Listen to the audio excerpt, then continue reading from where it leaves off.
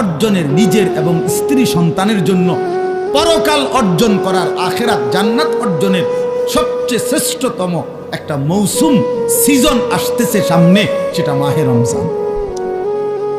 সেটা কি? এটা সিজন, এটা আখিরাতের সিজন, এটা কবরের সিজন, এটা পরকালের জান্নাতের সিজন।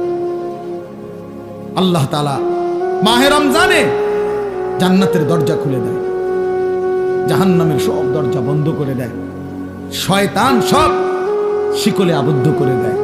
আপনারা যারা এখানে বয়স্ক আছেন, আপনাদের কারো মনে আছে কিনা, আমি দেখছি ছোটবেলায় আমার নানার বাড়িতে, আগে যখন ছোট্টবেলায় আমরা দেখছি মেহমান আসলে আগে তো দেশি মুরগি ছিল, মানে বাড়ির ফালিন্না মুরগি জির জামাই নাতিন জামাইয়ের জন্য জবাই করত, ঠিক না? ওই সময় ফার্ম ছিল না, আমরা ছোটবেলায় তো দেখছি তো না।